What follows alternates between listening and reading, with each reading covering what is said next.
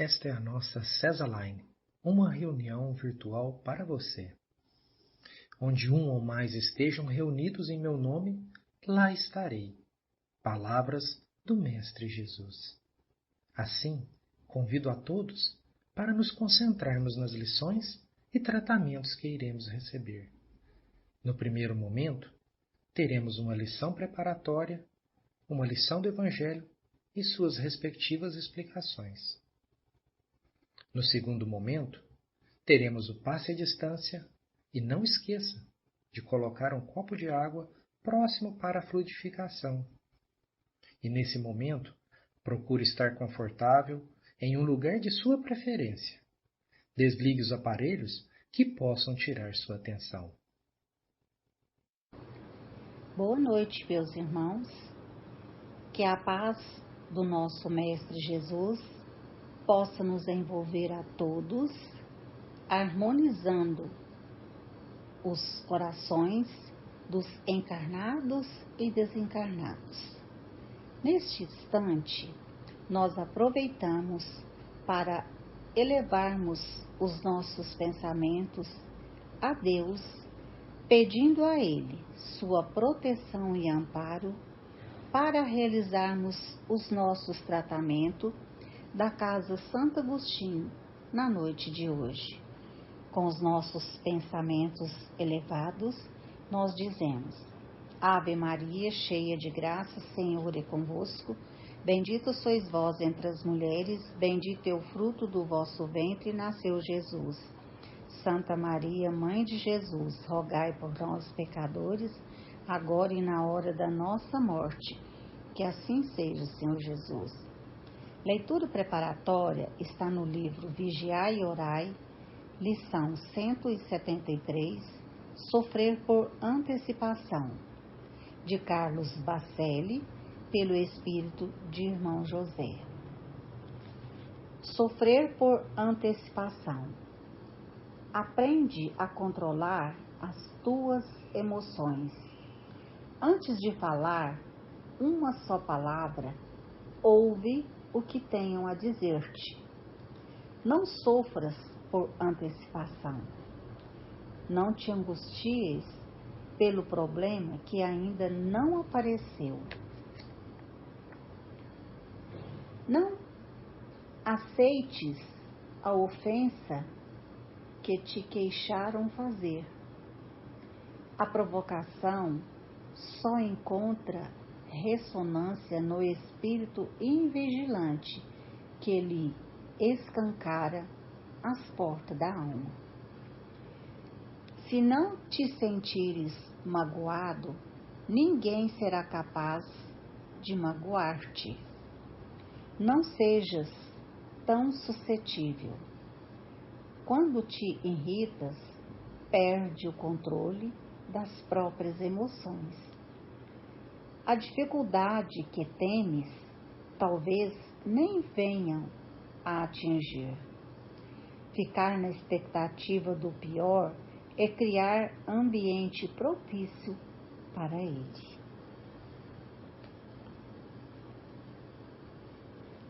Vamos começar essa reflexão com uma pergunta. Você tem autocontrole? Alguns responderá que não. É bem verdade que todos nós, em alguns momentos da vida, perdemos esse autocontrole emocional. Pense um pouco. Eu consigo me controlar? O outro não? Sou o único responsável por tudo que eu falar, por cada palavra, por cada sentimento? O outro não? Vocês já pensaram nos danos que nossas emoções pode causar? Posso falar pelo menos 5 ou 6 sentimentos causadores de malefícios à nossa saúde. Veja a preocupação, atinge a cabeça, que fica cheia de caraminholas. Tristeza, o ar fica até sufocante, afeta os pulmões. Estresse, afeta o coração.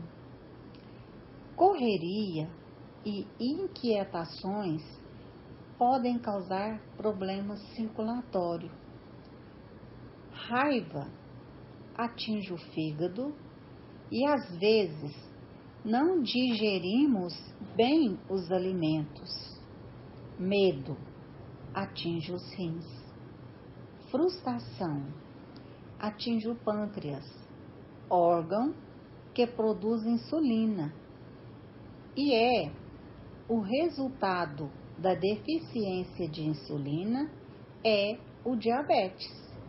Só que tudo isso só acontece se você permitir. Em todas as situações, temos total responsabilidade. Essas são algumas causas do sofrer por antecipação. Não permite que isso aconteça. Vigie, ore, controle suas emoções ou elas controlam você. Antecipação só de prece e de gratidão. Mas em meio às dificuldades, você pode fazer sua prece, pedir, aguardar e confiar nos desígnios de Deus. Angustiar por algo que nem aconteceu é perder energias sem nenhum proveito. E lembre-se, não deixe alojar em sua alma um lixo emocional que muitas vezes são caraminholas. Eleve seus pensamentos, não crie expectativas do que é mal. Veja sempre as boas possibilidades. Assim, você não perde tempo em sintonia de perturbação. Desenvolva a inteligência emocional, assumindo o controle de sua vida com responsabilidade e sabedoria, pois ninguém é vítima do acaso ou da falta de sorte. Tudo o que acontece são resultado de nossas ações. Então vamos nos conduzir melhor.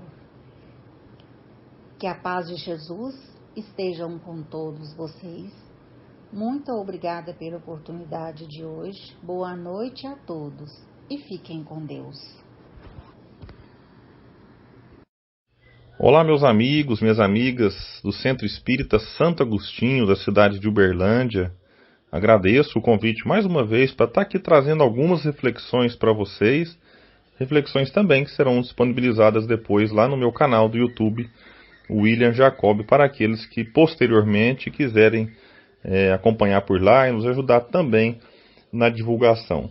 Mas a mensagem que eu trago hoje para a nossa reflexão está no livro Encontro Marcado, ditado pelo Espírito Emmanuel e psicografado pelo nosso querido Chico Xavier. Capítulo 50.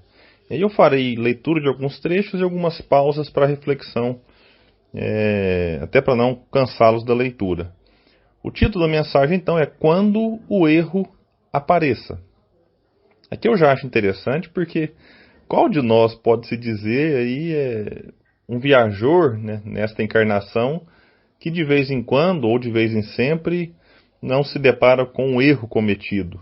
É normal, faz parte da condição de espíritos que somos espíritos ainda imperfeitos. Eu sei que muitos não gostam desse termo, mas vamos chegar à perfeição, eu sei também. Mas no estágio em que nos encontramos, não dá para acertar sempre. Então a gente vai errar muito. E eu digo mais, a gente vai errar muito, várias vezes ao dia. Então a maneira como nós encaramos os próprios erros, ela é importante, até para a gente saber se eu estou aprendendo com eles ou não, se esses erros têm somado para o meu progresso espiritual ou não. Então vamos lá ler o início da mensagem de Emmanuel. Surge comumente para todos nós o instante de reconsideração dos próprios erros, em que bastas vezes experimentamos dolorosa impressão de autofalência. Intentávamos completar construção determinada e a ventania das circunstâncias adversas nos derrubou as vigas iniciais. Começávamos a resolver um problema difícil, e ei-lo que se complica, como que a destacar-nos a incipiência. Até aqui é interessante, amigos, que é como se a gente resolvesse um problema para surgir outro, né? E a vida é assim, não adianta a gente querer romantizar demais e dizer naquele estilo de autoajuda que a gente vai conseguir superar todos os problemas. A gente vai conseguir superar muitos problemas, mas à medida que superamos uns, outros surgem, e é assim que funciona. Eu gosto de comparar sempre a vida com a nossa passagem pela escola. É sempre encarando um problema diferente, uma prova diferente, e não adianta a gente se revoltar e dizer que não quer mais fazer prova da escola, porque aí a gente fica estagnado na mesma série.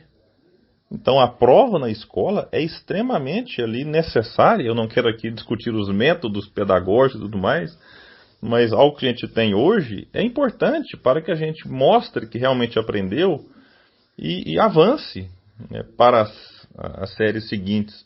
E a vida tem uma semelhança com isso. Então a gente tem que, ao invés de recusar e de refutar as dificuldades, olhar de frente com a dureza, né, que algumas delas trazem, mas não tem outro caminho a não ser encarar, superar aquilo que for superável e aquilo que não for superável, aceitar. Então, esse é um ponto da resignação, né? Não confundir resignação com acomodação. Mas vamos avançar aqui na mensagem de Emmanuel. Revoltados contra nós mesmos, ensaiamos escapatórias diversas e asseveramos, desencantados: trabalhei quanto pude, tentei lutar, sou um fracasso, reconheci que não presto, a realização era alta demais, para que prosseguir? Deixo isso a quem possa, fiz força. Semelhantes afirmativas parecem testemunhar expressiva modéstia, atraindo simpatia e admiração em nosso favor, mas na essência não valem. Bom, isso aqui a gente pode até analisar como sendo, às vezes, uma manifestação de alguém que está cansado, e faz parte. A gente vai encarar em alguns momentos o cansaço. E diante dessas frases, ou algumas outras, como sou um zero à esquerda, não sei por que nasci já que eu não presto para nada, e tantas outras frases nesse sentido. Como vai dizer Emmanuel, elas acabam atraindo a atenção dos outros. Alguns se aproximam e vão desenvolver ali uma espécie de compaixão, de piedade e tal. A gente às vezes fica até satisfeito, né, com o carinho dos outros, mas em essência isso não vai resolver a nossa situação. E aí Emmanuel vai nos trazer aqui uma orientação importante, dizendo: quando o erro apareça em nossa área de ação, recordemos o motorista diligente que se atira a conserto e não a queixume ante o carro enguiçado, e estabeleçamos primeiramente a pausa de revisão. Pausa de revisão que é interessante, porque se a gente, agora já não são mais palavras de Emmanuel, palavras minhas, porque se a gente se depara com um erro e não faz a pausa de revisão, a gente vai continuar errando o tempo todo. Então, o problema, quando nos visita, ele está nos pedindo alguma parada para análise. Olha, o que é que eu fiz que gerou esse problema? O que é que eu fiz que gerou esse erro? Se eu ficar o tempo inteiro fazendo as mesmas coisas, eu terei os mesmos resultados. Então, o erro e o reconhecimento dele é importante para que a gente redirecione os esforços, a nossa energia, o nosso tempo, o nosso foco para algo que eventualmente ainda não fizemos antes. É a tentativa de acertar, vai nos levar ao erro. Mas se eu não paro para revisar o que eu fiz, eu continuarei errando o tempo todo. Então, por isso é importante a pausa de revisão. Em outras palavras, até poderia a gente trazer isso aqui para o campo do autoconhecimento, Que é aquilo que Santo Agostinho propõe no final do dia passar em análise, fazer uma revisão dos atos, como está na questão 919A. Mas vamos avançar com Emmanuel. Aceitemo-nos tais quais somos, fracos, imperfeitos, rebeldes ou reincidentes no mal. Isso aqui é interessante, porque a gente vai errar muitas vezes o mesmo erro, faz parte. Um jogador de futebol, por exemplo, ele vai chutar no gol várias vezes, a maioria ele erra. Mas algumas vezes ele acerta.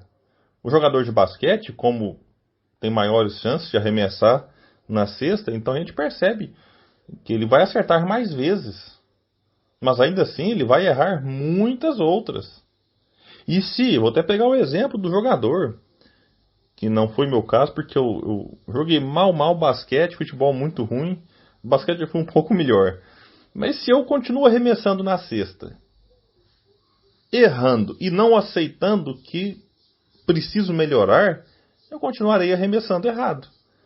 Então é importante a gente aceitar os próprios erros, aceitar as próprias fragilidades, aceitar a opinião dos outros, mais experientes, que podem se aproximar de mim e falar: William, tenta arremessar um pouco mais forte, um pouco mais devagar, fazer esse movimento com a mão de apoio ou com a mão que arremessa, ou o movimento com os pés, que também é importante no arremesso da bola de basquete.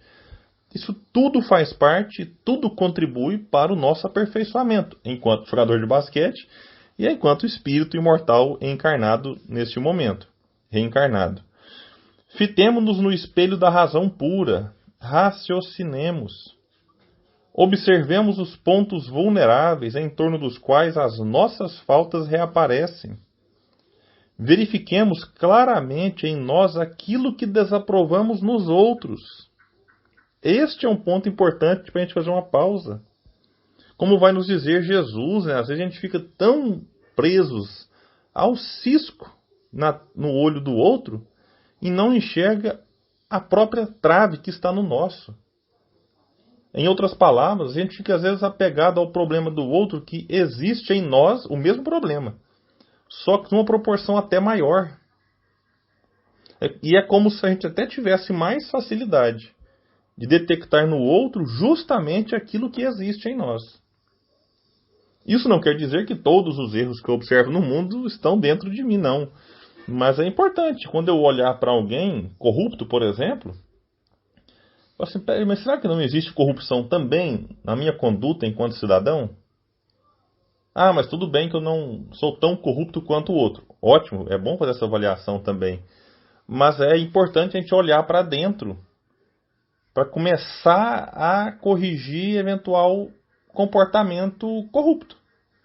Quando eu olho para a destruição que fazem, né, na natureza, com desmatamentos, com queimadas, quando joga lixo na rua, na rodovia, na beira dos rios, na areia, a gente pode olhar para isso e falar: puxa, é errado, não é certo. Mas é importante. Será que eu também não jogo um papel de balinha para fora do carro? São comportamentos simples, que é importante olhar lá fora e depois para dentro, lá fora e dentro. E assim a gente vai crescendo e reconhecendo os próprios erros. Continua Emmanuel, já encaminhando aqui para o encerramento da nossa mensagem: nenhuma tentativa de evasão pela tangente do desculpismo. Anotemos as nossas necessidades morais, sem esperar que alguém nos aponte, e lancemo-nos à obra restaurativa. Corrigir-nos sinceramente e recomeçar trabalho de auto-reeducação tantas vezes quantas se fizerem precisas. Eu lembro da frase do Chico: embora ninguém possa voltar atrás e fazer um novo começo, qualquer um pode começar agora e fazer um novo fim. Então, William, mas eu vou ter que recomeçar quantas vezes? Quantas forem precisas. Se for preciso 200 vezes, recomecemos 200. Se for preciso 2.000, 2.000 vezes, vamos recomeçar. Ocasiões sobrevêm nas quais o abatimento é tão grande perante os nossos erros que muitos de nós se aventuram a pronunciar a palavra impossível para qualquer convite à renovação. Quando isso aconteça, fujamos de perder tempo, articulando frases de autopiedade. Sentar-se à beira da estrada para lamentar o mal sem remédio é tão perigoso quanto cair e refocilar-se indefinidamente no chão. Por maior seja o erro em que estejamos incursos, reiniciemos pacientemente a tarefa em que nos malogramos recorrendo à oração. Em verdade, ninguém pode substituir-nos no esforço que é nosso, mas todo esforço somado à oração quer dizer nós com Deus. Bom, acho que não precisa nem acrescentar mais nada. Emmanuel fecha aqui falando da importância da oração, da importância da prece, porque é como se a gente, naquele momento, reconhecesse a própria limitação em busca de ajuda. E sempre que a gente busca ajuda em Deus, Ele opera através de outras criaturas para nos auxiliar na nossa caminhada. Meus amigos, fiquem todos bem, todos com Deus. Desejo a todos e a todas bons estudos, boas reflexões. E assim como vocês, eu também tenho tentado vivenciar um pouco daquilo que a gente tem aprendido no Espiritismo. Tenhamos fé, tenhamos força, tenhamos coragem. Vai dar certo. Fiquem com Deus, muita paz e até uma próxima oportunidade. Agora, nesse instante, vamos nos preparar para o nosso passe à distância.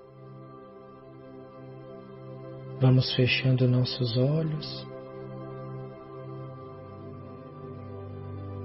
elevando nossos pensamentos até Deus, Jesus e a espiritualidade maior. Também pedimos o concurso de nosso anjo da guarda. Que a espiritualidade maior possa fluidificar nossa água com os remédios necessários ao nosso melhoramento físico, mental e espiritual, de acordo com o nosso merecimento. Seja qual for a situação de tua vida, não perca as esperanças. Que o Senhor está vendo e tudo sabe, e te ajudará a escolher os melhores caminhos para o restabelecimento. Nunca blasfemes contra a natureza, pois as situações mudam de hora para hora. E quem confia sempre sai vitorioso, sentindo a glória palpitar, como sendo bem-estar na consciência. Se estás doente, ou alguém que conheças está enfermo, pede a Jesus com fé que o melhor será feito, de acordo com a necessidade e permissão de Deus. Quando pensamos em Deus, sentimos todo o bem que possa ser feito por nós. Sê amigo de todos em tua casa. Ouve quem queira falar, analisando o que cada um diz. E responde como se fosse Jesus respondendo, tendo a paciência de ouvir e responder. A paz em teu lar é a conquista dos teus esforços somados todos os dias.